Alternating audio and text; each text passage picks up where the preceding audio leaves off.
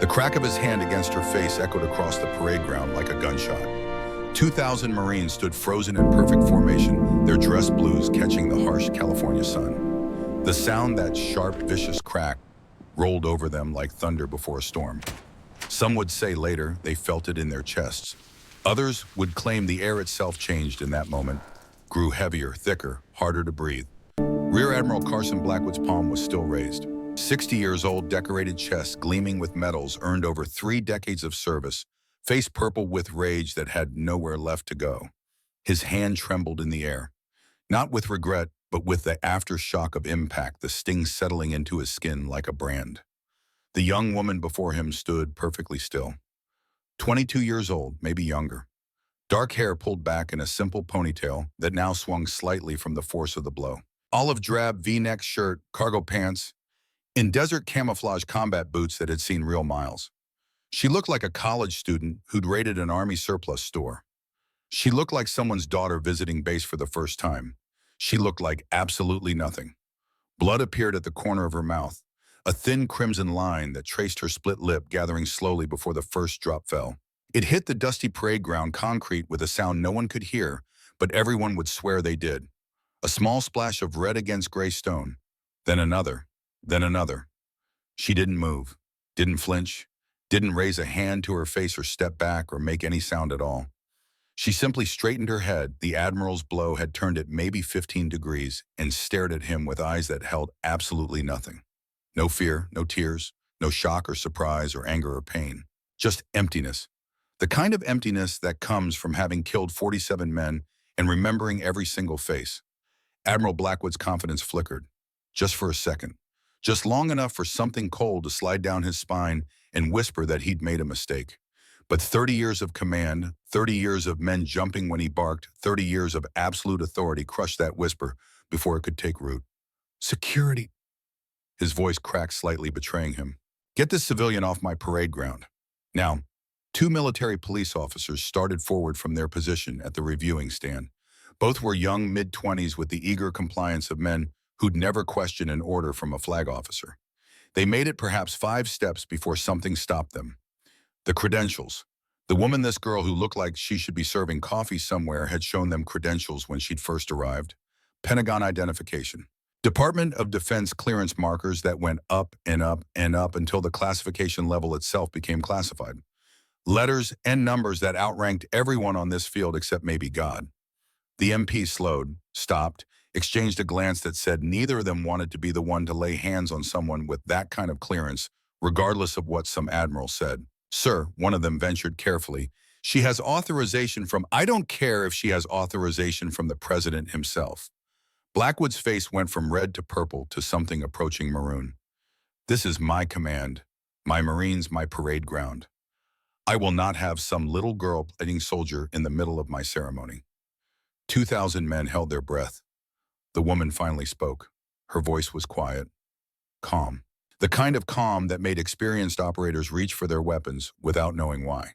The kind of calm that preceded violence, the way silence precedes lightning.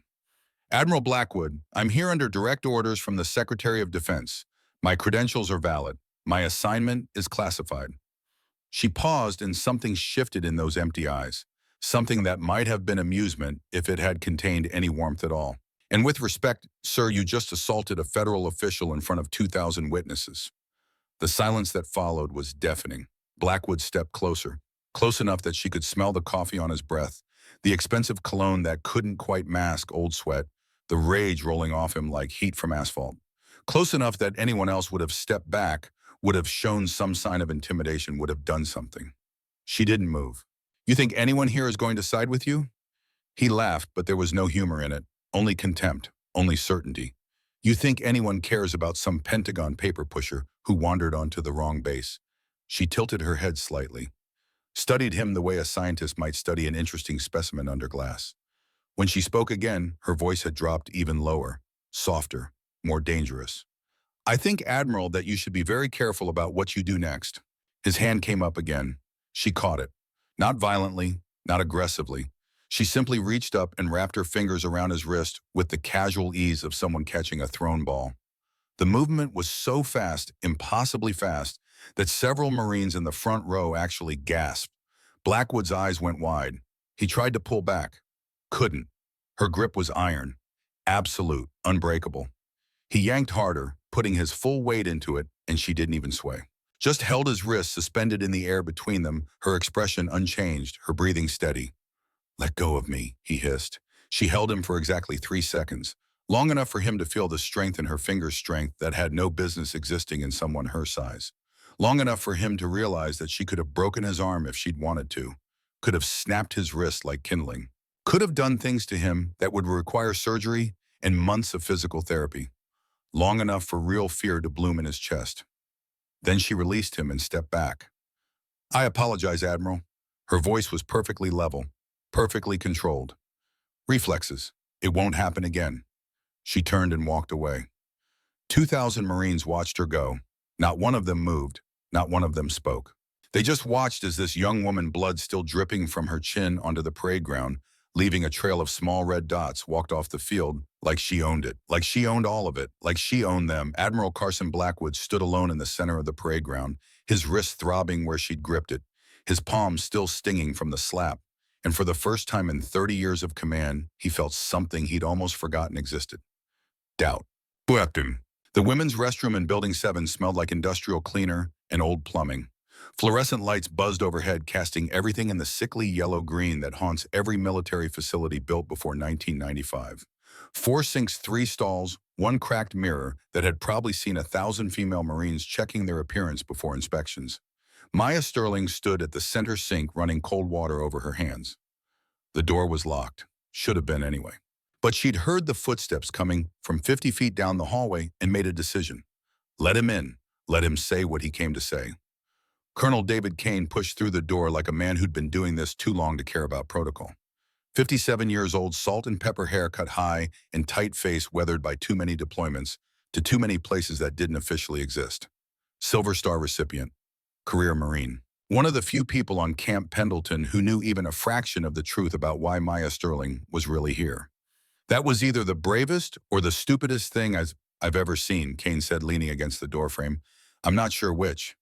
Maya looked at him in the mirror, didn't turn around, just held his gaze in the reflection while cold water ran over her split knuckles. The lip had stopped bleeding, but the bruise was already forming along her jaw, purple and angry, the kind of mark that would take days to fade. "He hit me first," she said simply. "He's a 2-star admiral, and I'm supposed to be a civilian contractor." Kane sighed and walked closer. His reflection joined hers in the cracked mirror. For a moment, they just stood there, 2 people who'd seen too much, done too much, carried too much weight for too long. "Let me see your face." Maya turned. The bruise looked worse in direct light. The split in her lip was maybe a 1/4 inch clean-edged, would probably scar if she didn't get it stitched. Her jaw was already swelling. "You should go to medical," Kane said. "I've had worse." "I know you have. That's what worries me." Maya turned back to the mirror and pressed a wet paper towel against her lip. The cold helped. Not much, but enough. Physical pain had never bothered her much anyway. She'd endured things in BUD/S that would break most people. The underwater training that left candidates hallucinating from oxygen deprivation. The Hell Week that crushed 70% of her class. The live fire exercises where one wrong move meant real bullets in real flesh. No, the physical pain didn't bother her. What bothered her was the anger. 6 years of SEAL training. 6 years of learning to control every emotion, every impulse, every natural human reaction. 6 years of becoming a weapon precise and controlled and absolutely lethal. And right now, every instinct she possessed was screaming at her to go back out to that parade ground and put Carson Blackwood in the ground. "He's dirty, Colonel," she said quietly, still pressing the paper towel to her lip, still staring at her own reflection. "You know it, I know it. That's why I'm here." Kane's jaw tightened. "I know. But the timeline, the exchange is in 72 hours. Maya's voice cut through like a blade. Calm, factual, absolutely certain. "Blackwood is going to sell classified submarine patrol routes to a foreign operative. If that information gets out, every Ohio-class submarine in the Pacific becomes a target. We're talking about nuclear deterrent capabilities. We're talking about thousands of lives. And you're supposed to observe and report, not engage." Maya's eyes met his in the mirror. Something flickered in them. Something that made Kane wish he'd chosen a different line of work, a different conversation, a different life entirely. He engaged me first. Maya. My name is not Maya. Her voice had changed, gone cold, gone empty, gone to that place where she kept the things that made her dangerous. Not really, not here. My call sign is Ghost. I've been a SEAL since I was 18 years old. I've killed 47 enemy combatants in 4 combat deployments. I have a Medal of Honor that I'm not allowed to wear and a service record that doesn't officially exist. She turned to face him directly. No mirror between them now. Just the truth, raw and unfiltered. I came here to do a job, and one pompous admiral with a power complex isn't going to stop me. Kane was quiet for a long moment. He'd known Maya Sterling for 6 months, since the day Naval Special Warfare Command had assigned her to this investigation. Since the day they'd briefed him on who she really was, what she'd really done, why she was really the only person who could pull this off. He'd read her file, the parts that weren't redacted anyway. He'd seen the after-action reports from Syria, from Yemen, from half a dozen operations that would never make the news. He'd reviewed the psychological evaluations that all said the same thing in different ways. Exceptional operator, highly functional. Potentially dangerous if personal trauma remains unaddressed. But reading a file and standing 3 feet from the reality were different things entirely. Your father would be proud of you, he said finally. The coldness in Maya's eyes flickered. Just for a second. Just long enough to show that somewhere beneath the operator, beneath the ghost, there was still a human being. Still a daughter who'd lost her father. Still a 22-year-old woman who carried weight no one her age should have to bear. My father is dead, she said. Her voice was quieter now, softer, but no less absolute. Because of intelligence leaks. Because someone in the military sold information that got his team killed. She pulled a chain from beneath her shirt. 2 dog tags hung from it, worn and scratched. Kane could just make out the name stamped into the metal. Sterling James T. Captain U.S. SEAL Team 7. So no, Colonel, I'm not going anywhere. I'm going to find out who's responsible, and I'm going to make sure they pay. Kane nodded slowly. He'd expected this. Hoped against it maybe, but expected for it. Maya Sterling wasn't here just for national security. She was here for revenge. Justice. Closure. Whatever word you wanted to use for the thing that drives people to walk into fire, because standing still hurts worse. What do you need? Time, access, and for you to keep Blackwood busy while I work. He's not going to let this go. He'll come after you. Maya smiled. It didn't reach her eyes. Didn't reach anything. I'm counting on it, sir. Admiral Carson Blackwood stood in his office staring out the window at the parade ground below. The ceremony had continued. Of course it had. 20 years of distinguished service medals, 3 promotions, 4 commendations. The machine ground on regardless of interruptions, regardless of civilian contractors who didn't know their place, regardless of uppity little girls who thought Pentagon credentials made them untouchable. His hand was still tingling where she'd grabbed him. That grip, that impossible inhuman grip. Who the hell was she? He'd pulled her file immediately after returning to his office. Had his aide bring it up on the secure system, the one with access to personnel databases most people didn't even know existed. Vance Elena. No, wait, that wasn't right. Different name in his head. Sterling Maya, 22 years old. Pentagon contractor, specializing in tactical assessment. Security clearance so high that half the file was redacted. Black bars across entire sections, classification markers that went up to levels Blackwood had only heard rumors about. No military service on record. No combat experience listed. Nothing that explained how a girl who looked like she should be in college could move like that, could grip like that, could look at him like that. Like she'd already decided he was dead and was just waiting for the right moment to make it official. His phone rang, secure line. The one that only 4 people had the number to. He glanced at the caller ID display. Unknown. He picked up anyway. Yes. We have a problem. The voice was cold. Foreign accent, Russian maybe, or Eastern European. Someone Blackwood had never met in person and never would. Someone who knew him only as a bank account number and a source of valuable information. Someone who called himself Wraith. I'm aware, Blackwood said. There's a Pentagon observer on base. I know who she is. Something in the way Wraith said it made Blackwood's blood pressure spike. What do you mean you know who she is? The question is whether you can handle her. She's nobody. Some girl they sent to check boxes and... She caught your arm mid-strike, Carson, in front of 2,000 Marines. Does that sound like nobody to you? Blackwood swallowed. How did Wraith know that? How could he possibly know what had happened on the parade ground less than an hour ago, unless he was on the base? Watching, had been watching this whole time. What are you suggesting? I'm suggesting that your casual attitude may have already compromised our arrangement. The exchange happens in 3 days. If she interferes, she won't. How can you be certain?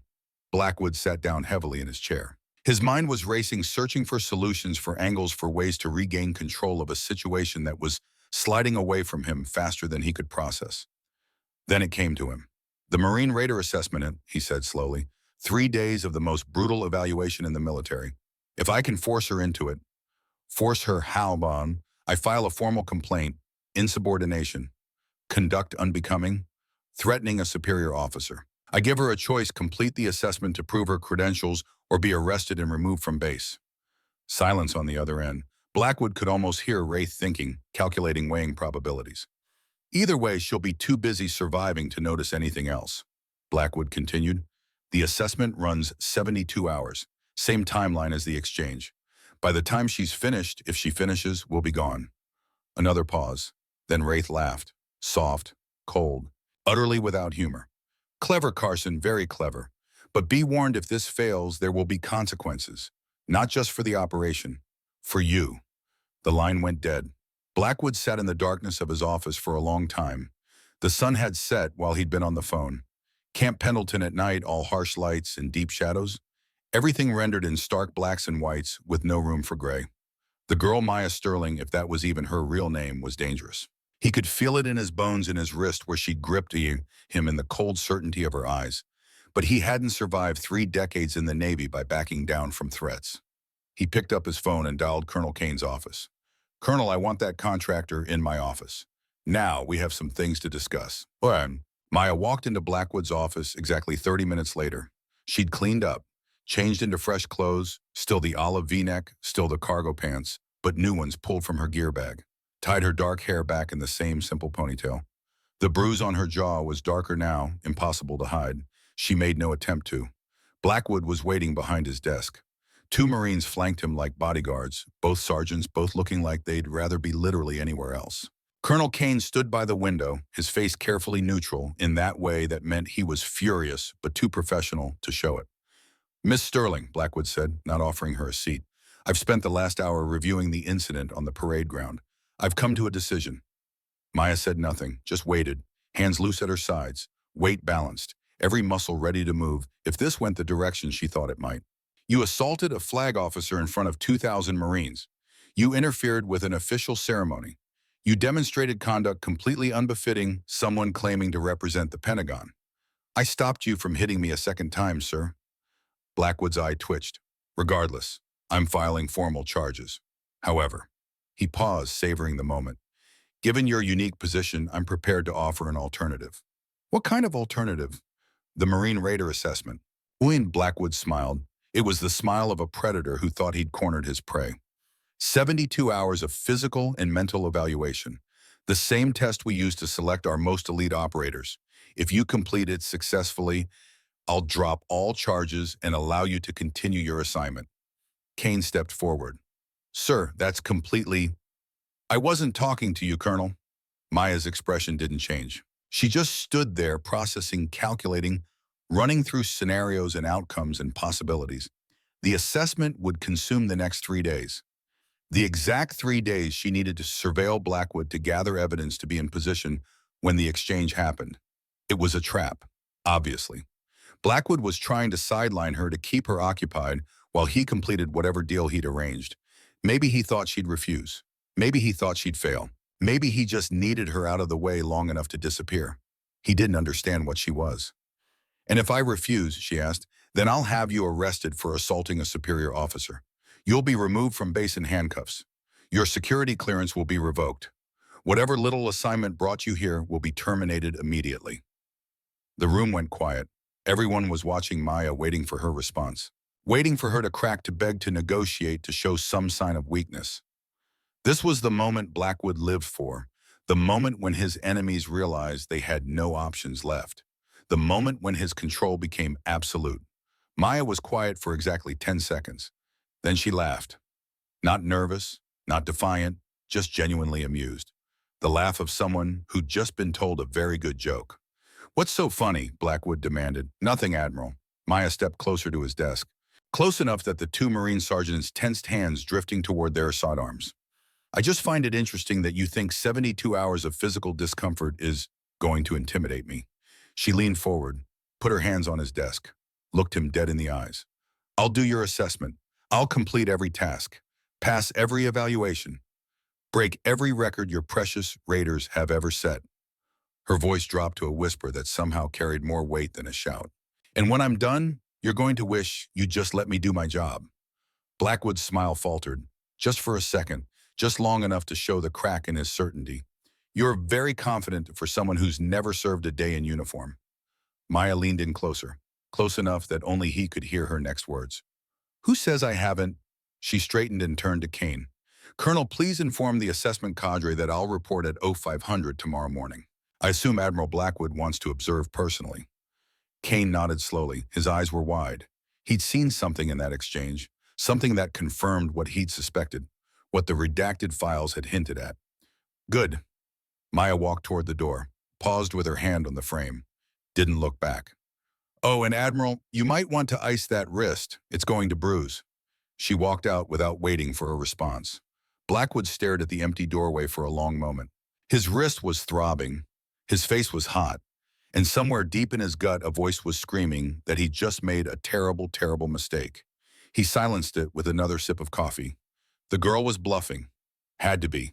Nobody could survive the Raider assessment without extensive military training.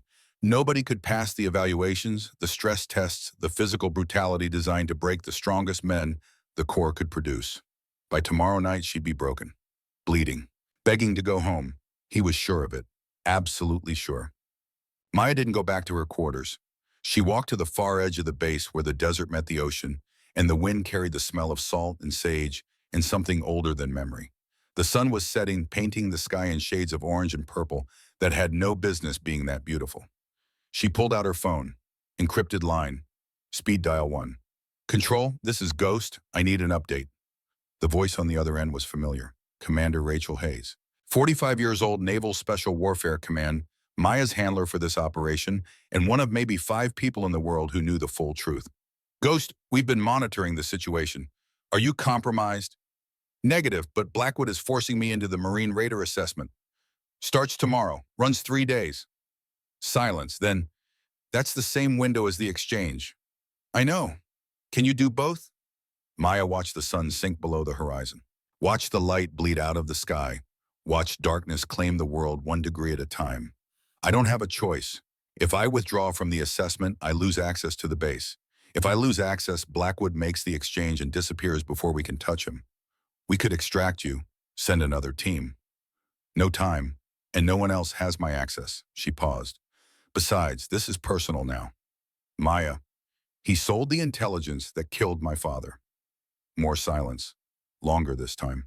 Hayes knew about Captain James Sterling, knew about the Syria mission, the ambush, the cover-up, knew that Maya had spent 3 years searching for answers that kept getting buried under classification stamps and redacted reports.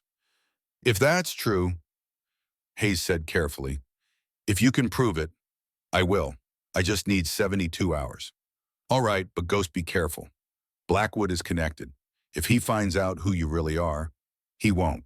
How can you be sure? Because he sees what everyone sees. Maya's voice hardened like steel cooling. A young woman, a civilian, someone to be dismissed and underestimated. That's always been my greatest weapon. She hung up before Hayes could respond. The wind picked up, whipping her dark hair around her face. Maya reached under her shirt and pulled out the dog tag chain. The metal was warm from her body heat, worn smooth from 3 years of constant contact. Sterling James T., Captain U.S.N. She pressed the tags against her lips, felt the cold metal, remembered the man who'd given everything to make her who she was. 3 years, Dad, she whispered. 3 years since you died, and I still don't know why, but I'm going to find out. I promise. She gripped the tags tighter, and whoever is responsible, they're going to pay. The stars were coming out now. Millions of them scattered across the darkening sky like diamonds on black velvet. Somewhere up there, Maya liked to think her father was watching. She hoped he was proud. She hoped he understood. Because what she was about to do, the assessment, the investigation, the confrontation that was coming, it wasn't about duty anymore. It wasn't about orders or missions or national security. It was about justice. It was about family. It was about making sure that no one else's father ever died because of men like Carson Blackwood. Maya tucked the dog tags back under her shirt and turned toward the base. Tomorrow would be brutal. 72 hours of hell awaited her, designed to break the strongest men in the military. She smiled grimly. They had no idea what they were dealing with. 4:30 in the morning came too early and not early enough. Maya stood outside the assessment staging area dressed in standard-issue PT gear that someone had reluctantly provided after 3 phone calls and a direct order from Colonel Kane. Black shorts, gray navy t-shirt, running shoes that had seen better days. Around her, 15 other candidates milled nervously in the pre-dawn darkness, their breath visible in the cold desert air. All men, all Marine officers, all staring at her like she'd grown a second head. She ignored them. Had been ignoring them since she'd arrived 20 minutes early, had been ignoring the whispers and sideways glances in poorly concealed disbelief. Let them stare. Let them wonder. Let them underestimate. It would make what came next so much sweeter. The door to the main building crashed open. Gunnery Sergeant Braddock Nolan emerged like a force of nature given human form. 52 years old, built like a tank that had been left out in the sun too long, with a face that looked like it had been carved from granite, using only a dull chisel in pure spite. Force Recon veteran, 3 combat deployments, Silver Star recipient, a man who had forgotten more about breaking people than most instructors would ever learn. His eyes held all the warmth of a winter storm in Alaska. Listen up. His voice carried across the staging area like a thunderclap, cutting through the nervous chatter like a blade through silk. For the next 72 hours, you belong to me. You will eat when I say eat, sleep when I say sleep, breathe when I say breathe. He paced slowly in front of the assembled candidates, boots crunching on gravel, examining each one like a butcher examining livestock, evaluating, judging, finding them all wanting. Anyone who quits will be removed immediately. Anyone who fails will be removed immediately. Anyone who pisses me off will be removed painfully. He stopped in front of Maya, stared down at her from his 6'3" height advantage. Let the silence stretch. Let the moment build. Let every candidate wonder what he was going to say, what he was going to do, how badly this was about to go for the only woman in the group. Well, what do we have here? Candidate Sterling, Gunnery Sergeant. Candidate Sterling. He said her name like it tasted bad, like it offended him on a fundamental level. I've been doing this job for 15 years, run this assessment maybe 40 times. Never once had a female candidate, never once had a civilian candidate. He leaned down, close enough that she could smell old coffee and knew her fury. And now I've got both wrapped up in one pretty little package. Maya said nothing, just stood at attention, eyes forward, spine straight. The bruise on her jaw from Blackwood's slap was darker now, purple spreading into green at the edges. Nolan noticed it. His eyes flickered to the mark, then back to her face. Let me be clear, Princess. I don't know what strings you pulled to get here. I don't care what important people you know. In my assessment, there are no politics, no special treatment, no mercy. He straightened, addressed the entire group, but kept his eyes on Maya. You will be held to the same standard as every Marine on this field. And when you quit, because you will quit, I will personally escort you to the gate. Understood, Gunnery Sergeant. Do you have anything to say? Maya finally met his eyes, held his gaze without blinking, without flinching, without showing anything except the cold certainty that had seen her through BUD/S, through SEAL qualification training, through 4 combat deployments that officially never happened. Just one thing, Gunnery Sergeant. What's that? I don't quit, ever. Something flickered in Nolan's eyes, surprise maybe, or the faintest hint of respect, or maybe just recognition that this was going to be more interesting than he'd anticipated. Then it was gone, buried under decades of professional stone face. We'll see about that. He turned to address the group. First evolution, 20-mile forced march, 80-pound pack, 4-hour cutoff. Anyone who doesn't make time is done. He checked his watch, an old Casio scratched and faded, probably older than half the candidates. Move out in 5 minutes. The candidates scrambled to the equipment station. Maya moved with them, shouldered her pack exactly 80 pounds, no more, no less, checked twice and adjusted the straps with the practiced efficiency of someone who'd done this 1,000 times. One of the other candidates sidled up beside her. Captain Wyatt Morrison, 32 years old infantry officer with a chest full of ribbons and eyes that had seen too much Fallujah. You know this is insane, right? His voice was low, meant only for her. Women aren't built for this kind of punishment. Maya tightened her final strap. Didn't look at him. Then I guess you'd better try to keep up. She walked to the starting line without looking back. The desert at dawn is a particular kind of beautiful and brutal.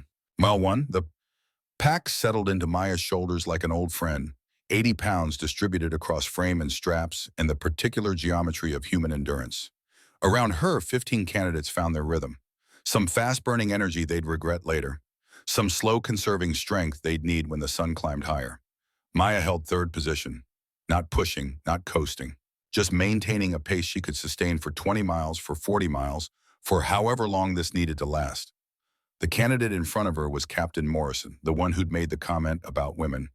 Behind her, a lieutenant whose name she hadn't caught breathing, already getting ragged at mile 1. Not a good sign. Gunnery Sergeant Nolan drove alongside in a Humvee, watching with the cold assessment of a man who'd seen hundreds of candidates attempt this march and knew within the first mile who would finish and who would break. His eyes kept drifting to Maya. She could feel the weight of his attention, the question forming behind that stone face. Who are you? What are you? How is someone who looks like a college student moving like a seasoned operator? She gave him nothing. Just kept her pace, kept her breathing controlled, kept her mind focused on the endless rhythm of one foot in front of the other. Mile 5. The first candidate quit. Just stopped walking, dropped his pack, sat down in the sand. Nolan didn't even slow the Humvee. Just keyed his radio and called for pickup. 14 left. Mile 8. The sun was climbing now, temperature with it, 90 degrees and rising. The desert floor radiated heat like a furnace, turning the air into something thick and hostile. 2 more candidates fell out.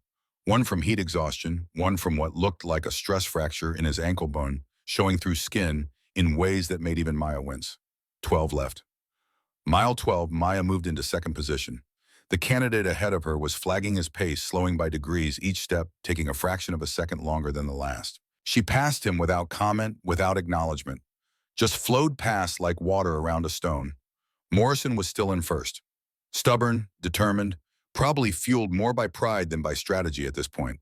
He glanced back when Maya pulled even with him, saw her there, and something hardened in his expression. "What the hell are you?" he gasped between breaths. Maya didn't answer, just kept moving. Mile 15. Morrison broke, not physically. His body was still moving, still functional, but something in his will cracked like glass under pressure. Maya saw it happen, saw the moment his determination turned to desperation, turned to defeat. He slowed, stopped, bent over with hands on knees, gasping like a man drowning in air. Maya passed him, took first position, opened up her stride just slightly, not enough to burn out, just enough to put distance between herself and the pack. Behind her, she could hear Nolan's Humvee keeping pace. Could imagine him watching her with those cold evaluator's eyes, running calculations, checking boxes on whatever mental checklist determined who passed and who failed. Let him watch. Let him wonder. Let him see what happened when you underestimated someone because they didn't fit your expectations. Well, 18. Only 8 candidates still moving.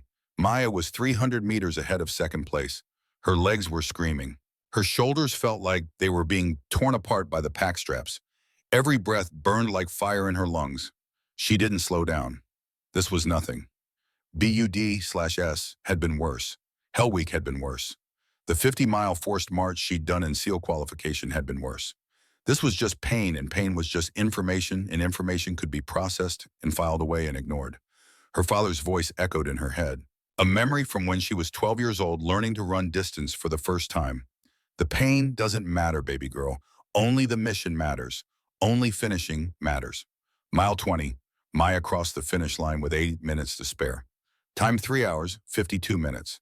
Third fastest time in the history of the assessment. Fastest female time ever recorded because no female had ever attempted this before, let alone finished.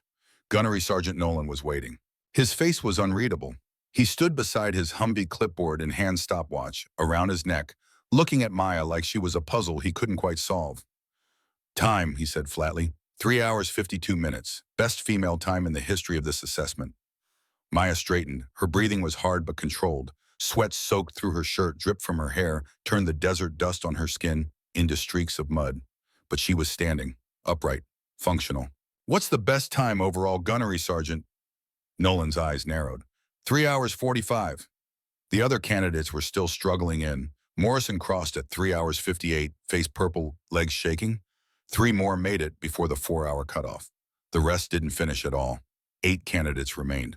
But in that moment, standing in the brutal California sun with her shoulders on fire and her lungs burning and Gunnery Sergeant Nolan staring at her like she'd just violated the laws of physics, it was just the two of them. "What are you really?" Nolan asked quietly. Not for the record, not for the assessment. Just genuine human curiosity from a man who'd seen thousands of Marines attempt this march and could count on one hand the number who'd finished in under 4 hours. "Just a civilian contractor, Gunnery Sergeant. Didn't you hear?" She walked past him toward the recovery area. Nolan watched her go, his mind racing. He'd seen that kind of performance before. That kind of efficiency, that kind of control, that kind of movement. But only in one place. Only from one group. The teams. Navy SEALs. He pulled out his phone and made a call. The hand-to-hand combat evaluations began at 1300 hours. Maya stood in the center of a training mat that had seen better days, surrounded by 15 candidates who looked at her with a mixture of skepticism and grudging respect. The march had earned her something. Not trust, not acceptance, but acknowledgement that she wasn't a joke, wasn't a quota hire, wasn't someone who'd lucked into this assessment. She was something else. Something they couldn't quite define yet. Gunnery Sergeant Nolan stood at the edge of the mat, arms crossed, face still carved from stone. "Combat evaluation. Each candidate will face 3 opponents. Marine Raider instructors. Full contact. No pads, no mercy. Tap out or knockout ends the round." He turned to Maya. Of course he did. "Candidate Sterling, you're first." Of course she was. Maya walked to the center of the mat. Her first opponent was already waiting. Staff Sergeant Flint Rivera. 6'2", 220 pounds, former Golden Gloves boxer with hands like sledgehammers and a grin that said he was going to enjoy this. "Nothing personal, sweetheart," he said, bouncing on his toes, rolling his shoulders. "But this is going to hurt." Maya didn't respond, just settled into her stance. Weight balanced, hands loose, every muscle ready to explode into movement, but appearing completely relaxed. Waiting. Nolan blew the whistle. Rivera came in fast. Jab-cross combination that would have knocked most people unconscious. Professional technique, years of training, power and speed and precision, all combined into 2 punches that cut through the air like artillery. Maya slipped both by millimeters. Flowed inside his guard like water finding a crack. Drove her elbow into his solar plexus with surgical precision. Rivera doubled over, gasping, all the air driven from his lungs in one brutal instant. Maya didn't give him time to recover. Knee to the face, forearm across the throat, leg sweep that put him on his back. Then she was on top of him, arm locked around his neck in a textbook rear naked choke. 3 seconds later, Rivera tapped. Total time, 9 seconds. The room went dead silent. Maya stood, walked back to her starting position. Her breathing hadn't changed. Her face remained neutral, unreadable. She looked like she'd just finished tying her shoes, not dismantling a trained Marine in less time than it takes to pour a cup of coffee. "Next," she said quietly. Nolan stared at her. He'd seen that sequence before, that exact combination. Elbow strike, knee, sweep, choke. It was SEAL hand-to-hand combat, advanced level. The kind of technique they only taught at Coronado to operators who'd already proven themselves in live combat. He sent in his second instructor. Petty Officer Maddox Steele, Brazilian Jiu-Jitsu black belt, 3 tours in Afghanistan. A man who'd submitted opponents twice his size in competitions from California to Brazil. Steele lasted 16 seconds. The third instructor, Garrett Hayes, former Army Ranger, with a background in Krav Maga and a reputation for breaking ribs, lasted 19. When it was over, Maya stood alone on the mat, 3 instructors scattered around her in various states of groaning or unconscious. And she wasn't even breathing hard. "Time for all 3 opponents at the scene," Nolan announced, his voice slightly strangled. 44 seconds. New assessment record. Previous record was 4 minutes, 12 seconds. Nobody cheered. Nobody moved. They just stared at Maya like they were seeing her for the first time. Because they were. Captain Morrison stepped forward slowly. His face was pale. His hands were shaking slightly, though whether from the march or from what he'd just witnessed, Maya couldn't tell. "Where did you learn to fight like that?" Maya's expression remained neutral.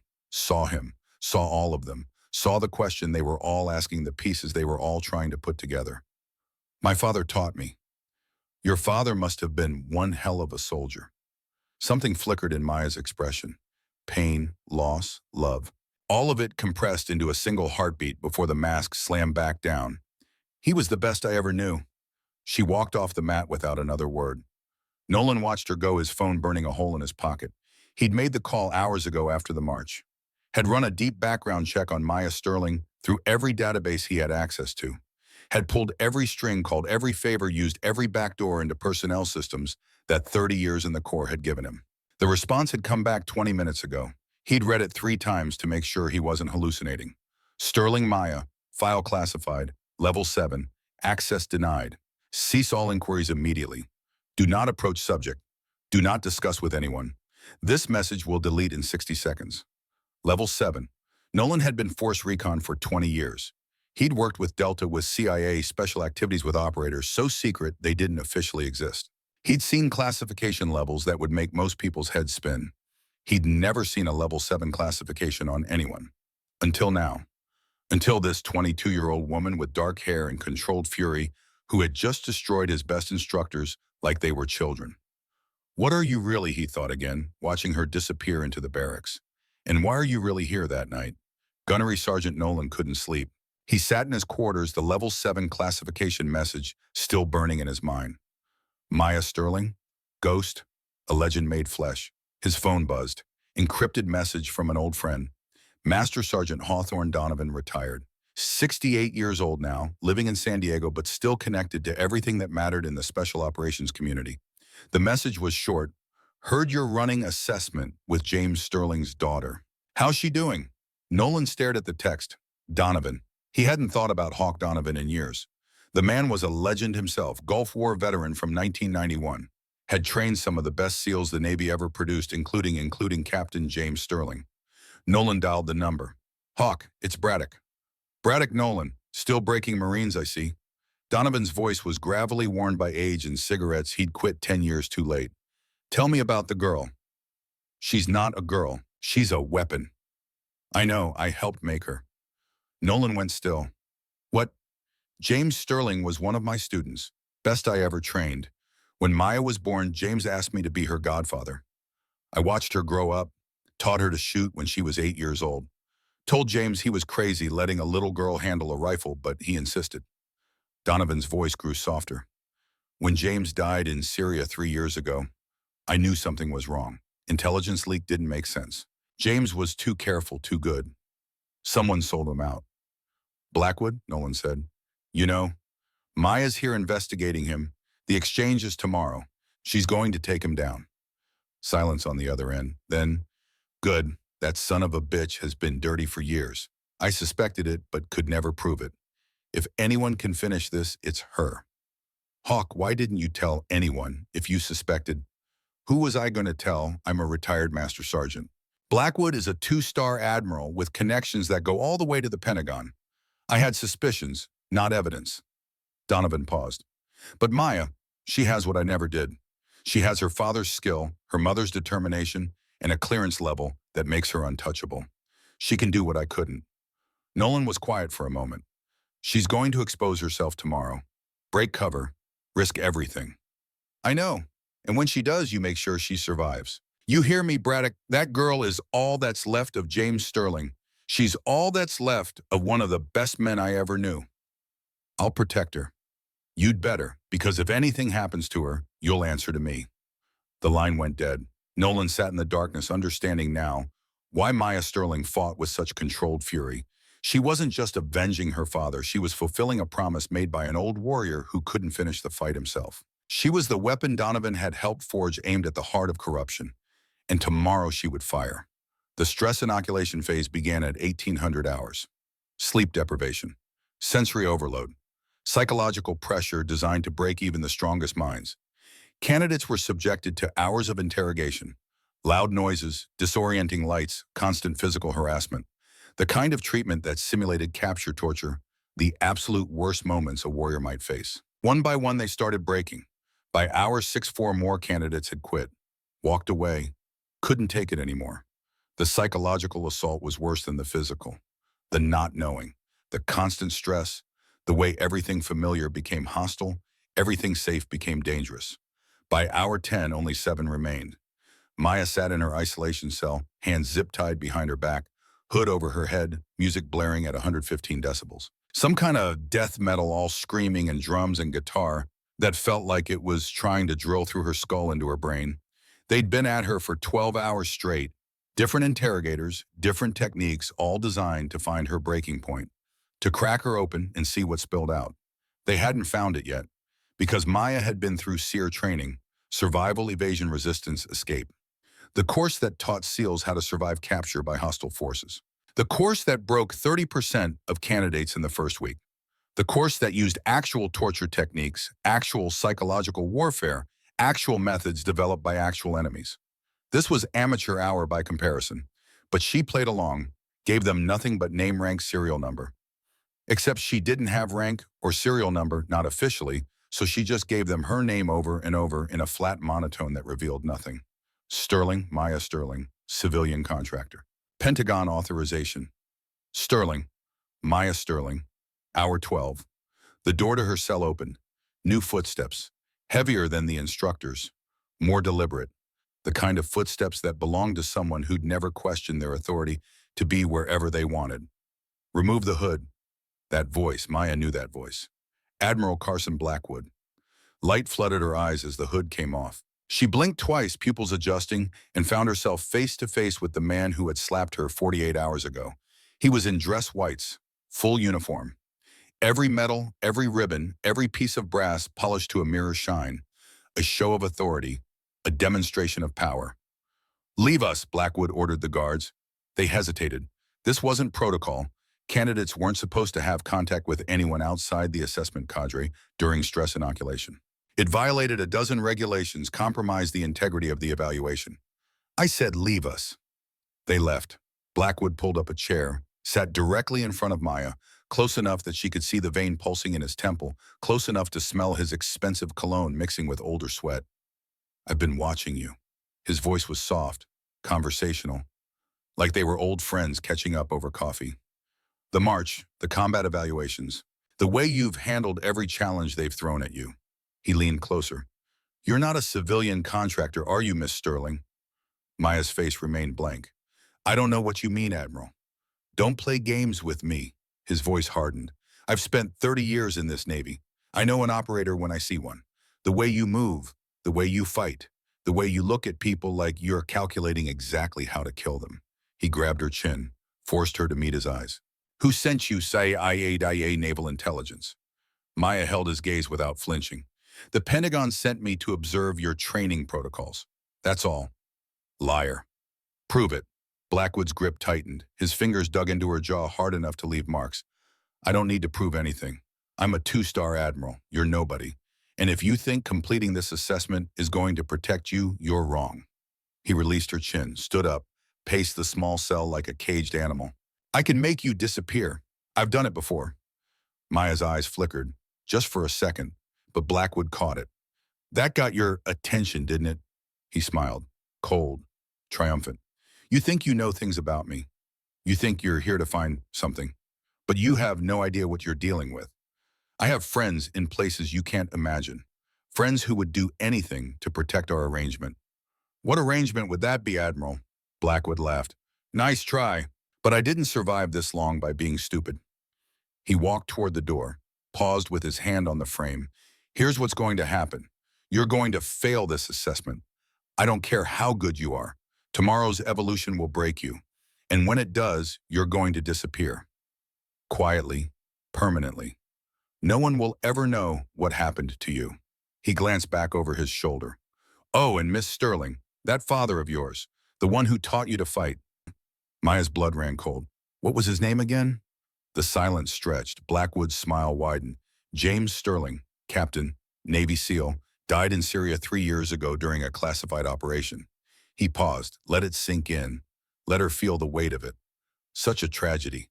Intelligence leak, wasn't it? Someone sold his team's location to the enemy. His smile turned vicious. "They never found out who." He opened the door. "Sleep well, Sterling. Tomorrow's going to be a very long day." The door closed behind him. Maya sat alone in the darkness, her whole body trembling. Not with fear, with rage. Pure, white-hot, uncontrollable rage that threatened to consume everything she'd built, everything she'd trained for, everything she'd become. He knew, Blackwood knew about her father, knew how he died, knew about the intelligence leak, which meant he was involved. Not suspected, not maybe, confirmed. Carson Blackwood had sold the information that killed Captain James Sterling. Her father had died because of the man who had just walked out of this room. Maya closed her eyes, forced herself to breathe, in through the nose, out through the mouth. The same technique her father had taught her when she was 7 years old, crying because the boys at school said girls couldn't be soldiers. The pain doesn't matter, baby girl. Only the mission matters.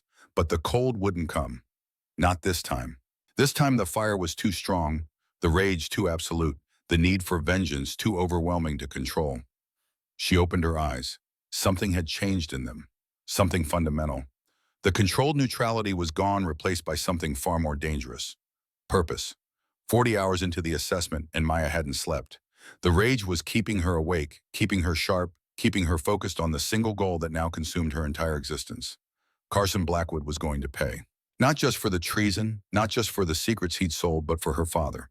For Captain James Sterling, who had died alone in a Syrian desert because a 2-star admiral had decided that money was worth more than loyalty. The other candidates had noticed the change in her. They kept their distance now, watching her with a mixture of awe and something that looked uncomfortably like fear. Even Captain Morrison, who tried to be friendly after the combat evaluation, stayed quiet when she was near. They could see it. Whatever had been cold and controlled before was now burning. Not out of control, not wild, but burning with an intensity that made the air around her feel charged, dangerous, like standing too close to a live wire. Gunnery Sergeant Nolan saw it too. His usual stone face had developed cracks, lines of concern that hadn't been there before. He pulled Maya aside during a rare break between evolutions, his voice low enough that the other candidates couldn't hear. "Candidate Sterling, you need to sleep. You've been awake for almost 2 days." "I'm fine, Gunnery Sergeant." "You're not fine. You're operating on adrenaline and willpower. That's not sustainable." Maya turned to look at him. Her gaze was steady, unflinching. When she spoke again, her voice had dropped even lower. "Gunnery Sergeant, do you have children?" The question caught him off guard. "2 daughters, 12 and 15. "Would you die for them?" Without hesitation. "Would you kill for them?" Nolan was quiet for a long moment. The question hung in the air between them, heavy with implications neither of them wanted to examine too closely. "If someone threatened my girls," he said finally, "yeah, I'd kill for them. I'd burn down the whole world." Maya nodded slowly. "My father felt the same way about me. He spent 18 years teaching me everything he knew. How to shoot, how to fight, how to survive. He made me who I am." She paused. When she spoke again, her voice was softer, but somehow carried more weight. "And then someone took him away from me, sold information that led to his death, and that someone is still walking around free, wearing a uniform, pretending to be a patriot." Nolan's face had gone pale. He opened his mouth, closed it, opened it again. "Candidate Sterling, I'm going to find that person, Gunnery Sergeant. And when I do, I'm going to make sure they answer for what they did.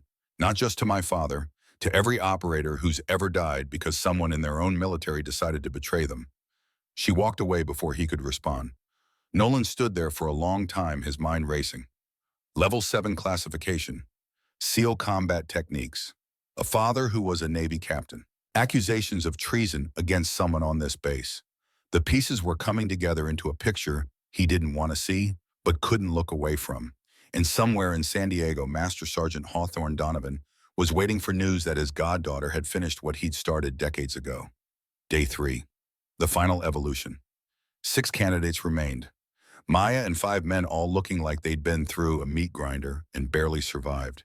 Exhausted, battered, running on fumes and determination and the stubborn refusal to quit. That defined the kind of person who even attempted this assessment. But Maya looked different. While the others showed clear signs of sleep deprivation and physical exhaustion, she moved with the same controlled precision as day 1. If anything, she seemed more focused now, more dangerous. Like the assessment had stripped away something unnecessary and left only the essential core, the weapon beneath the woman.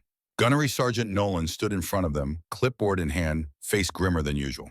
The conversation with Donovan still echoed in his mind. The weight of 3 decades of suspicion of an old warrior who'd spent years hunting a traitor he couldn't catch now rested on Maya's shoulders. Final evolution, urban combat simulation, live ammunition, real stakes. You'll be divided into 2 teams. One team defends a high-value target in the mock village. One team attacks. Swap roles after 4 hours. Highest combined score wins. He paused, looking at each candidate in turn. His eyes lingered on Maya for a fraction of a second longer than the others. This is the most dangerous evolution of the assessment. People have been injured. People have been killed. If any of you want to withdraw, now is the time. Nobody moved. Nolan nodded. Good. Teams will be assigned randomly. Report to the staging area at 0800. He turned to leave, then stopped. Looked back at Maya. Candidate Sterling, a word. They waited until the others had filed out. Alone in the briefing room with morning light streaming through dusty windows and the smell of old coffee thick in the air, Nolan finally said what he'd been holding back for 3 days. I know what's happening today. Maya's expression didn't change. It's an urban combat simulation. You just explained, not the exercise. His voice was flat, hard. The exchange, supply building Charlie. 1,400 hours. Maya went very still, the kind of stillness that predators achieve right before they strike. When she spoke, her voice was barely above a whisper. I don't know what you're talking about, Gunnery Sergeant. Yes, you do. You've been investigating Blackwood since day one. He stepped closer. You know something's wrong on this base. You've probably known for a while. Silence stretched between them, Maya calculating, Nolan waiting. Two warriors trying to decide if they were allies or enemies. Finally, Maya reached under her collar, revealing the chain that never left her neck. The dog tags glinted in the morning light. Sterling James T. Captain, U.S. and SEAL Team 7. I'm his daughter, she said quietly, and I'm here to finish what he started. Nolan stared at the tags, his mind putting the pieces together. The combat skills, the classification, the rage he'd seen building in her eyes over the past 3 days. You're a SEAL. It wasn't a question. The youngest woman ever to complete BUD/S, graduated 4 years ago. 47 confirmed kills. Medal of Honor classified. Call sign Ghost. Ghost. Nolan breathed the word like a prayer. The stories were real. The legend standing in front of him was flesh and blood. Jesus Christ, he whispered. You're Ghost. I'm Ghost. And I'm here because Admiral Carson Blackwood has been selling classified information to foreign intelligence for at least 8 years. The exchange today involves submarine patrol routes.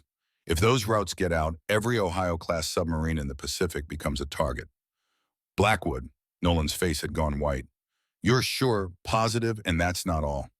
Maya's voice hardened into something that could cut steel. 3 years ago, he sold the location of a SEAL team operating in Syria. My father's team. They were ambushed. No survivors. Mother of God. I'm going to stop that exchange today, and I'm going to make sure Blackwood spends the rest of his life in prison. But I need your help. Nolan was quiet for a long moment. His whole career had been built on following orders, respecting the chain of command, trusting in the system. And now a 22-year-old woman was telling him that system was rotten at the highest levels. But he'd seen what she could do. He'd read that classification. And he'd looked into her eyes and seen the truth. More than that, he'd spoken to Hawthorne Donovan, a man he trusted more than most flag officers who'd helped forge this weapon. What do you need? During the exercise, I need to break away from my team. I need approximately 15 minutes to get to supply building. Charlie confirmed the exchange and take Blackwood into custody. Can you create a distraction? What kind of distraction? The kind that keeps everyone busy. The kind that explains why I'm not where I'm supposed to be. Nolan nodded slowly. I can do that. But Sterling, if this goes wrong, it won't. If it does, we're both finished. Court-martial, prison, everything. Maya tucked the dog tags back under her shirt. When she looked at Nolan again, there was something almost gentle in her expression. Almost human beneath the operator. Gunnery Sergeant, my father gave his life for this country. He died believing in the uniform, believing in the people he served with. And one of those people betrayed him. She straightened. I'm not going to let that stand. I don't care what it costs me.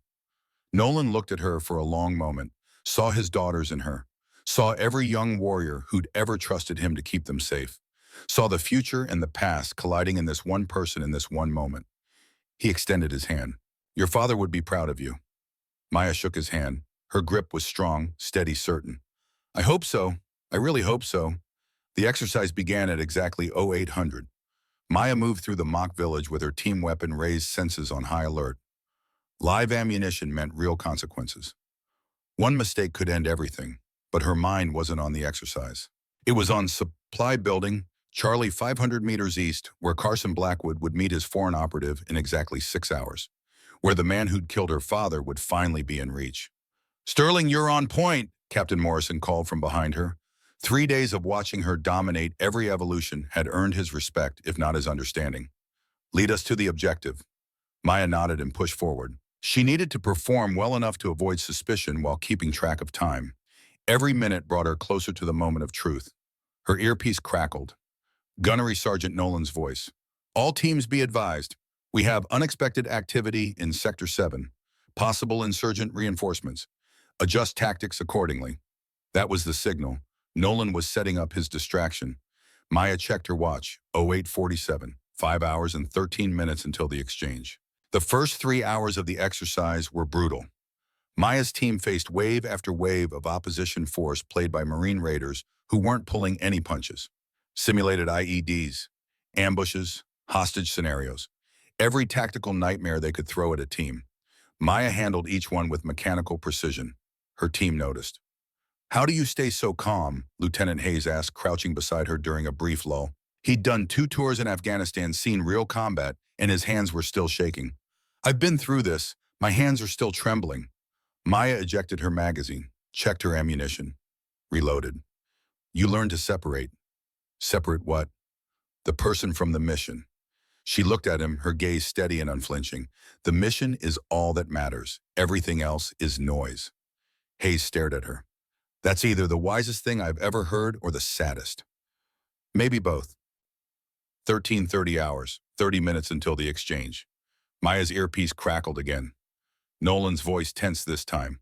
All teams, we have a situation in Sector 4. Medical emergency. All evaluators report to the command post immediately." This was it, the distraction. Maya turned to Morrison. "Captain, I need to recon the eastern perimeter. I saw movement earlier." Morrison frowned. "We should stick together." 5 minutes, I'll catch up." Before he could argue, she was gone. Maya moved fast, using every bit of her SEAL training to cover ground without being seen. 500 meters became 400, 300, 200. Supply building, Charlie came into view. She slowed, controlled her breathing. Approach from the blind side. No guards visible. Either Blackwood was confident in his secrecy or he'd already cleared the area. Voices from inside, 2 distinct, 1 American, 1 foreign. Maya pressed against the wall and listened. "The routes are all here," Blackwood's voice. "Every Ohio-class patrol for the next 6 months. Deployment schedules, communication protocols, emergency procedures, everything you asked for.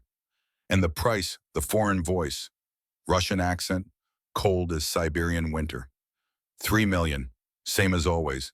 Half now, half on delivery confirmation." Maya's blood ran cold, same as always. This wasn't the first exchange. Blackwood had been doing this for years, selling out his country piece by piece while wearing the uniform of a patriot. "There's been a complication," the Russian voice continued. "The woman, the one you struck at the ceremony, my sources indicate she may be military intelligence, perhaps worse." "Impossible. I checked her file myself." "Files can be fabricated. Identities can be manufactured. I think you should eliminate her before she becomes a problem." A pause. Then Blackwood's voice, colder now. "I've already made arrangements. After today's exercise, she'll have an unfortunate accident. Training incidents happen all the time." "Good. Now show me the data." Maya had heard enough. She kicked the door open and stepped inside, weapon raised. "Admiral Carson Blackwood, you're under arrest for treason, espionage, and conspiracy to commit murder." 2 men stared at her in shock. Blackwood in his dress, White's a USB drive in his hand. And across from him, a man Maya had never seen before. Tall, lean, mid-40s with the cold eyes of a professional killer. The Russian, the foreign operative, the man called Wraith. "You boss!" Blackwood breathed, his face going from shock to rage in an instant. Wraith moved first. He was fast, faster than Maya expected. His hand came up with a weapon she hadn't seen a Makarov P. Russian military issue firing as he dove for cover. Maya dropped rolled return fire. 2 shots. Both hit center mass, but Wraith kept moving, body armor beneath his civilian clothes. "Kill her!" Blackwood screamed, scrambling behind a crate. Wraith came at Maya like a snake striking. Close quarters, his specialty. He was Spetsnaz trained, she could tell from his movement. Fluid, efficient, brutal. He knocked her weapon aside with a precise strike, drove a fist into her ribs hard enough to crack bone, grabbed for her throat. Maya twisted away, absorbed the blow, countered with an elbow strike that cracked against his jaw. He stumbled, but recovered instantly, pulling a knife from his belt. Not just any knife, a ballistic knife, spring-loaded, designed to be fired. "You're good," Wraith said, circling, speaking perfect English with only the slightest accent. His lips were split from her elbow blood on his teeth. "Better than I expected, but not good enough." He lunged. The knife flashed toward her throat. Maya caught his wrist, redirected the momentum, used his own force against him. Joint lock. Pressure on the radial nerve. The knife clattered to the ground. Wraith snarled and broke free with a technique. She recognized Sistema, the Russian martial art that emphasized fluidity over strength. He lashed out with a kick that caught her in the stomach. She fell back, gasping, but turned the fall into a roll and came up in a fighting stance. "Your father fought the same way," Wraith said suddenly. Maya froze. "What?" "Captain James Sterling, Syria 2021. I was there." Wraith smiled. Cold, vicious, utterly without remorse. "He was good too. Very good. But not good enough." He circled closer like a predator who'd found his prey's weakness. "I put 2 bullets in his chest while he was trying to drag his wounded teammate to safety. Petty Officer Robert Caldwell, I believe. Your father could have escaped. Could have made it to the extraction point. But he went back." Wraith's smile widened. "He died begging. 'Please,' he said. 'My daughter. Tell her I—'" But he never finished, just bled out in the sand, holding Caldwell's hand, both of them dying together. Something snapped inside Maya, the cold she'd maintained for 6 years, the control her father had taught her, the discipline that had made her a legend. All of it shattered in a single instant of pure incandescent rage. She attacked. Not with technique, not with precision, with fury. Wraith was caught off guard by the ferocity of her assault. He blocked the first strike, the second, but the third broke through his guard and crushed his nose. Cartilage shattered. Blood exploded across his face. The fourth strike, a hook punch with her full body weight behind it, cracked his orbital bone. The fifth drove him to his knees. "You killed him!" Maya screamed, raining blows down on him, each one landing with brutal efficiency, each one driven by 3 years of grief and rage and loss. "You killed my father." Wraith tried to protect his head. Failed. Maya's fists were like hammers, systematic, relentless. Professional violence transformed into personal vendetta. "Maya, stop!" The voice cut through her rage like a blade. Gunnery Sergeant Nolan stood in the doorway, weapon drawn, eyes wide. Behind him, Colonel Kane and 2 MPs were taking positions. "He's down. It's over." Nolan's voice was steady, calm, the voice of experience talking to someone on the edge. "Don't become what they are." Maya stood over Wraith's broken body, fists bloody, chest heaving. The foreign operative was barely conscious, face a ruin of blood and shattered bone. His nose was pushed flat against his face. One eye was swelling shut. Teeth were missing. "He killed my father," she whispered. Blood dripped from her knuckles onto Wraith's chest. "He told me. He was there. I know." Nolan moved closer, careful, gentle, like approaching a wounded animal who might lash out. "But this isn't the way. Your father wouldn't want this. You know he wouldn't." Maya stared down at Wraith. It would be so easy. One more strike, one more blow, and the man who had taken everything from her, who had stood over her father's dying body and watched him bleed out in Syrian sand. Her father's voice echoed in her mind. A memory from years ago teaching her the difference between warriors and killers. The day killing becomes easy is the day you stop being human. The pain doesn't matter, baby girl. Only staying human matters. She stepped back. Her hands were shaking now, not from rage, from the effort of control, from choosing justice over vengeance when every cell in her body screamed for blood. "Cuff him, she said, her voice hollow. "And find Blackwood." He ran. Nolan moved quickly, securing Wraith with zip ties while the MPs called for medical. The Russian would live, would stand trial, would spend the rest of his life in a cell, knowing that a 22-year-old woman had beaten him within an inch of his life and then chosen mercy. Maya pointed toward the back exit with a bloody hand. Blackwood went that way. She took off running. Blackwood was sprinting toward the parking lot, his dress whites flapping behind him like broken wings. He reached a Humvee, yanked open the door, fumbled with the keys. His hands were shaking so badly he could barely function. Sweat poured down his face. 3 decades of carefully constructed lies were collapsing around him. Come on, he muttered, jamming the key into the ignition. "Start, damn you, start." The driver's side window exploded. Maya's hand shot through the broken glass, grabbed Blackwood by his collar, scattering metals and ribbons, and dragged him out of the vehicle. He hit the asphalt hard, screaming, as glass cut into his face and arms. Blood mixed with his sweat turned his white uniform pink. Please, he begged, crawling backward, leaving a trail of blood on the pavement. Please, I can explain. I can give you money. Names. I can explain. Maya stood over him. Her voice was quiet now, deadly calm. The rage had burned itself out, leaving only cold certainty. Explain selling out your country for 8 years. Explain getting my father killed. Explain planning to murder me. It wasn't personal, it was business. I needed the money. The Navy doesn't pay flag officers what they're worth. I didn't. My father was not business. She grabbed him by the throat and hauled him to his feet. Blackwood was 56 years old, 6 feet tall, 190 pounds. Maya was 22, 5'7", 130. It didn't matter. She lifted him like he weighed nothing, slammed him against the Humvee, hard enough to dent the door panel. 12 operators dead because of you. Her grip tightened. Blackwood's face was turning purple. 12 families destroyed. 12 heroes who will never come home.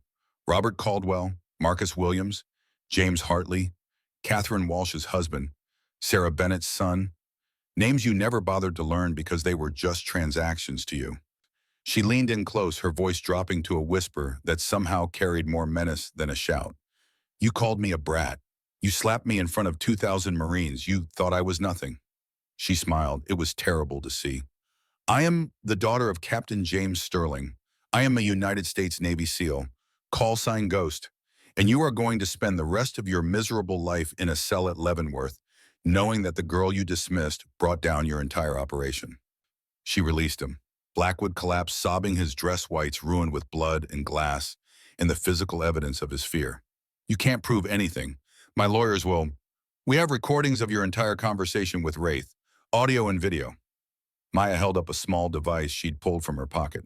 I've been wearing a wire since day one. We have the USB drive with the submarine routes. We have testimony from Alexei Volkov. Yes, we know his real name, the foreign operative you've been working with. She crouched down to his level, looked him in the eyes. Your lawyers are going to need lawyers, Admiral. Military police arrived in force. 6 MPS weapons drawn surrounding them. Colonel Kane pushed through, took one look at Blackwood's condition, and understood everything. Secure Admiral Blackwood, Kane ordered.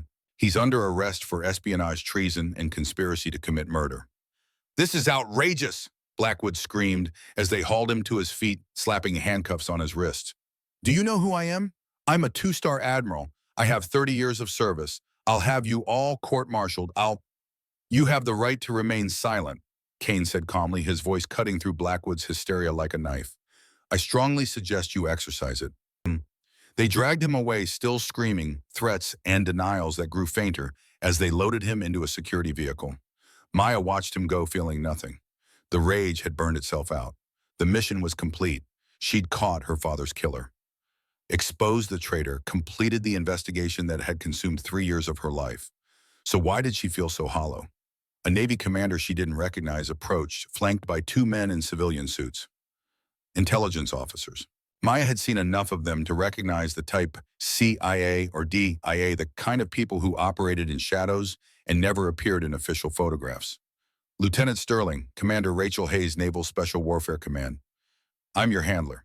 I know who you are, ma'am. Then you know this operation was supposed to be observation only. You weren't authorized to engage. Maya looked at her with tired eyes. He was going to escape. The exchange was happening. I did what had to be done. Violent, you exposed yourself, blew your cover, compromised years of intelligence gathering on Blackwood's network. I also stopped a traitor from selling nuclear submarine routes to a foreign power. I captured an enemy operative responsible for killing 12 American service members, and I avenged my father. Maya straightened despite the pain in her ribs, despite the blood on her hands, despite the exhaustion threatening to drag her down. Court-martial me if you want. I'd do it again. Commander Hayes stared at her for a long moment. The 2 civilian suits watched with professional interest, their faces revealing nothing. Then, unexpectedly, Hayes smiled. That's exactly what your father would have said. She extended her hand. Well done, Ghost. Well done. 6 hours later, Maya sat in a hospital bed at Coronado Naval Medical Center. The rib wraith had cracked, was wrapped. The cuts on her knuckles were stitched. The exhaustion was catching up with her now. 3 days of assessment and 48 hours without sleep in combat, finally demanding payment. Commander Hayes sat beside her bed reading from a tablet. Blackwood's network was bigger than we thought. 8 years of active espionage, 7 separate intelligence leaks. We've identified at least 12 operators killed as a direct result of his treason. Your father was one of them. And Wraith, real name Alexei Volkov, former Spetsnaz, now freelance. He's talking, trading information for a life sentence instead of execution. Hayes looked up. He confirmed everything. Blackwood sold your father's location. Volkov led the ambush. Personally shot Captain Sterling. Maya closed her eyes, felt the weight of 3 years of searching, of not knowing, of carrying questions that had no answers finally lift from her shoulders. There's more, Hayes continued. Volkov has been killing Americans for 23 years. Afghanistan, Iraq, Syria. He's responsible for at least 37 confirmed kills, all of them special operations personnel. He specialized in selling his services to whoever paid the most, then targeting American forces. He won't kill anyone else. No, he won't. Hayes set down the tablet. What happens now is up to you. After today, you can write your own ticket. Dev Grusi, IA Special Activities Division, FBI, hostage rescue anywhere you want to go. Hell, the Director of Naval Intelligence personally called to request you for his staff. Maya thought about it. Thought about the future she'd earned with blood and fury. Thought about her father who had died believing she would carry on his legacy. I want to go back to the teams. SEAL Team 7, my father's old unit. Hayes nodded slowly as if she'd expected this answer. I'll make the arrangements. You'll be assigned as a platoon leader. It's unusual for someone your age and rank, but given your service record, the parts that actually exist, no one's going to argue.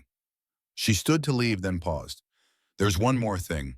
The Marines here, the 2,000 who watched Blackwood slap you. They deserve to understand what really happened. They deserve to know the truth. Maya looked at her handler. I want to address them before I go. The assembly was called for the following morning. 2,000 Marines stood in the same formation where Blackwood had struck Maya 6 days earlier. The same parade ground, the same gray morning light, but everything else was different. Colonel Kane stood at the reviewing stand, flanked by Commander Hayes and 2 representatives from Naval Criminal Investigative Service. Marines of Camp Pendleton, his voice carried across the silent field. You have been assembled to receive an official briefing on events that occurred on this base over the past several days. He paused, gathered himself. 6 days ago, Rear Admiral Carson Blackwood struck a woman in front of this formation. You all witnessed it. What you did not know, what you could not have known, is that the woman he struck was not a civilian contractor. Kane's voice grew harder. She was Lieutenant Maya Sterling, United States Navy SEAL, call sign Ghost. A murmur rippled through the formation. Ghost. Even Marines had heard that name. Stories whispered in barracks. A legend that most people assumed was myth. Lieutenant Sterling was operating undercover investigating intelligence leaks that had resulted in the deaths of American service members. Her investigation led to Admiral Blackwood, who has now been arrested and charged with treason, espionage, and conspiracy to commit murder. The murmur became a roar. Kane let it continue for a moment before raising his hand. Admiral Blackwood sold classified information to foreign intelligence services for 8 years.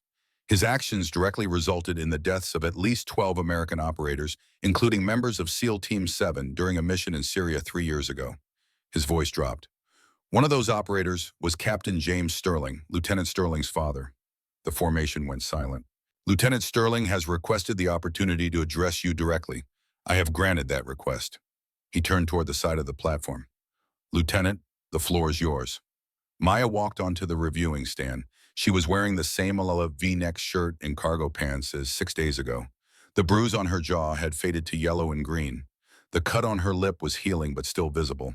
Her hands were bandaged from the fight with Volkov. She looked exactly like what they'd assumed she was, a young civilian who had wandered onto a military base. She looked nothing like the legend she actually was. 2,000 pairs of eyes watched her approach the microphone. 2,000 hearts beat faster.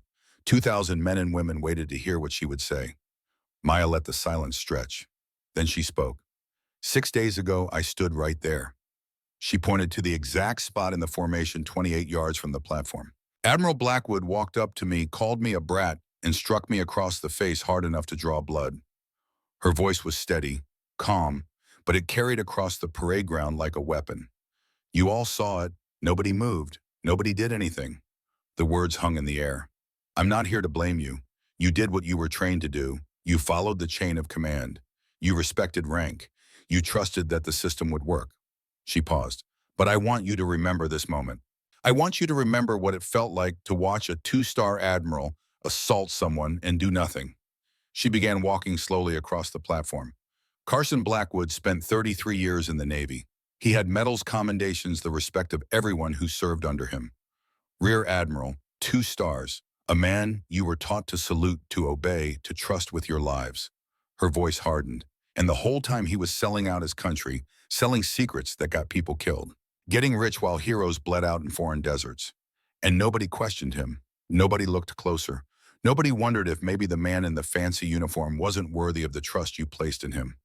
She stopped at the center of the platform. My father was Captain James Sterling, Navy SEAL, 22 years of service, 4 combat deployments, Silver Star, Bronze Star, Purple Heart. He was the best man I ever knew. Maya reached under her collar and pulled out the dog tags, holding them up so everyone could see. He died 3 years ago because Carson Blackwood sold his location to a foreign operative for money. For 3 years, I didn't know why. I was told it was classified. I was told to accept it. I was told to move on. Her jaw tightened. I refused. I became a SEAL because he was a SEAL. I trained until I was better than anyone expected. I took missions no one else would take. I earned a Medal of Honor that I'm not allowed to wear. I killed 47 enemy combatants in 4 combat deployments, and eventually I found the truth. The dog tags caught the morning light, flashing like signals. This is all I have left of him. 2 pieces of metal with his name on them. That's what remains of a man who gave everything for his country, while the people who were supposed to protect him were busy betraying everything he stood for. The Marines were absolutely motionless. Maya could see some of them with tears in their eyes, others with jaws clenched in fury. A few of the older ones, the ones who'd served long enough to know that betrayal from within hurt worse than any enemy fire, were nodding slowly. I'm not here to lecture you about loyalty or honor or duty. You know those words better than most people ever will. I'm here to tell you something simpler. She lowered the dog tags but kept them visible, hanging outside her shirt. Never stop questioning, never stop looking, never assume that rank equals righteousness or that the chain of command is infallible. Trust but verify. Respect the uniform, but remember it's the person wearing it who matters. She looked directly at the female Marines scattered throughout the formation. There weren't many, maybe 50 out of 2,000, but they stood straighter now, listening with an intensity that bordered on hunger. And for those of you who've been told you don't belong, who've been called sweetheart or princess or brat by men who assumed your gender made you weak, remember this moment. Remember that the woman Admiral Blackwood dismissed as a little girl playing soldier is the one who brought him down. Her voice rang out clear and strong, not with anger, not with complaints, not by lowering standards or asking for special treatment, with excellence, with determination, with results. Maya came to attention and saluted the formation. I am Lieutenant Maya Sterling, call sign Ghost, and I am proud to serve alongside every one of you. 2,000 Marines saluted back. Then, breaking every protocol of military formation, they began to applaud. The sound rolled across the parade ground like thunder. Clapping, cheering, a few whistles from the back ranks. Men and women who had watched her humiliation now standing witness to her triumph. NCOs who should have been maintaining discipline were clapping along with their Marines. Even the officers on the reviewing stand were applauding. Maya held the salute until the noise died down. Then she turned and walked off the platform, her head high, her stride steady, a warrior who had finally found peace. 1 year later, Maya stood on the deck of an aircraft carrier, watching the sunrise over the Pacific Ocean. Her shoulder still ached, sometimes a reminder of the bullet she'd taken during the Nathaniel Cross extraction 6 months ago. The mission that had almost killed her. The mission where she'd ordered her team to leave her behind and they'd refused. Where Chief Tyler Brennan and Lieutenant Hayes had come back through enemy fire to carry her to safety. The mission that had proven she was more than just a legendary operator. She was a leader worth following. Behind her, Ghost Squadron assembled. 12 operators now, 3 of them women, the first integrated SEAL combat team in history. The experiment that everyone said would fail. The unit that had the highest mission success rate in naval special warfare. A figure approached from the ship's superstructure. Tall despite his age, silver hair cut military short, wearing a windbreaker over a faded SEAL Team 7 t-shirt. Master Sergeant Hawthorne Hawk Donovan, 69 years old now, officially retired for 3 years but unofficially serving as senior advisor to Ghost Squadron at Maya's personal request. Her godfather, the man who taught her to shoot when she was 8. the man who'd trained her father. The man who'd spent decades suspecting Blackwood, but never having the proof to bring him down. "Morning, Godfather," Maya said without turning around. She could recognize his footsteps from 100 yards away. Donovan stood beside her, looking out at the same sunrise. They were quiet for a long moment, two warriors who understood each other without needing words. "Your father would be so damn proud of you," Donovan said finally. His voice was rough with emotion worn by age and too many cigarettes. "First female SEAL Squadron commander. Taking down Blackwood, building something that matters. I had good teachers. You had too. James taught you to be a warrior. I just taught you to shoot straight." He paused. "And to question authority when authority deserved questioning." Maya smiled. It was a real smile, not the cold mask she showed the world. "You taught me more than that." Donovan reached into his pocket and pulled out something small and worn. A challenge coin. Gulf War 1991 5th Special Forces Group. The same coin he'd carried through Desert Storm, through 30 years of service, through training James Sterling, and watching Maya grow up. "I want you to have this," he said, pressing it into her hand. The brass was warm from his body heat. Maya looked down at the coin. It was worn smooth by decades of handling the edges, rounded the inscription, barely visible. Death before dishonor. "Hawk, I can't." "Yes, you can. I carried that through the Gulf War in 91. Your father carried it through his SEAL qualification in 98. Now it's yours." He closed her fingers around it. "Pass it on when the time comes, to someone who understands what it means." Maya felt tears threatening, pushed them back. "Thank you." "Don't thank me. Just keep doing what you're doing. Keep building leaders. Keep proving them wrong. Keep making your father proud." He started to walk away, then paused. "And Maya, when you go into the dark today, remember what James always said. The pain doesn't matter. Only the mission matters." "No," Donovan turned back, his eyes serious. "That's what he said when you were young. What he said at the end, right before his last deployment, was different." Maya went still. "He said the mission matters, but staying human matters more. Never forget that, Hawk. Never let her forget that." Donovan's voice grew softer. "So yes, stay cold in the field. Stay controlled under fire. But stay compassionate in your soul. The world has enough killers, Maya. We need more warriors. More people like you." He disappeared back into the superstructure, leaving Maya holding the challenge coin and feeling the weight of 2 generations of warriors resting on her shoulders. She looked down at the worn brass, then slipped it into her pocket next to her father's dog tags. 2 pieces of metal, 2 legacies, 1 mission. Chief Tyler Brennan appeared moments later, 2 cups of coffee in his hands. He'd served with her father in the early 2000s, had been on 3 deployments with Captain James. Sterling had been at his funeral and watched a 19-year-old Maya stand stone-faced while they played taps. "Ready for today, ma'am?" "Always, Chief." He handed her one of the coffees. They stood in comfortable silence, watching the sun climb higher. A young ensign approached nervously. Fresh from BUD/S, one of only 5 women to ever complete the training. 19 years old and trying very hard not to look starstruck. "Commander Sterling," her voice cracked slightly. "I just wanted to say you're the reason I enlisted. You're the reason I pushed through Hell Week when the instructor said I should quit. You're the reason I'm here." Maya turned to look at her, saw herself 6 years ago standing on the edge of something terrifying and wonderful. "What's your name, Ensign?" "Nora McCready, ma'am." "McCready, good name." Maya studied her for a moment, saw the determination in her eyes, the way she stood despite her nervousness, the bandages on her hands from recent training. "You know why I do this job, Ensign?" "To serve your country, ma'am. That's part of it. But the real reason—" Maya looked at the sunrise, then back at the young woman. "I do this so people like you know it's possible. So the next generation of warriors understands that strength doesn't have a gender. That courage doesn't care what you look like. That the only thing that matters is whether you're willing to give everything for the people counting on you." She reached into her pocket and pulled out the Gulf War challenge coin Donovan had given her that morning, pressed it into McCready's hand. "This belonged to my godfather, Master Sergeant Donovan. He carried it through Desert Storm in 1991. My father carried it through SEAL qualification in 1998. Now I'm giving it to you." McCready stared down at the worn brass, eyes wide. "Ma'am, I can't." "Yes, you can. And someday when you've earned it, when you've led your own team and made your own sacrifices, you'll pass it on to someone else. That's how legacies work, Ensign. We don't keep them. We carry them forward." She walked toward her team, leaving the young woman staring down at the coin with tears streaming down her face. understanding for the first time what it meant to be part of something larger than herself. Ghost Squadron was waiting. 12 operators who'd been through hell together, who'd proven that integration wasn't just possible, it made them stronger.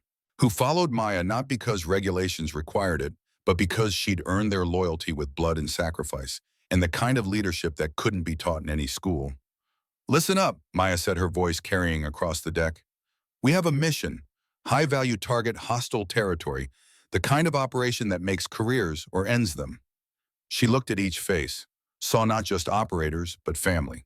I'm not going to lie to you, this will be dangerous. Some of us might not come home. Silence. The wind carried the smell of salt and jet fuel and the particular tension that comes before warriors go to work.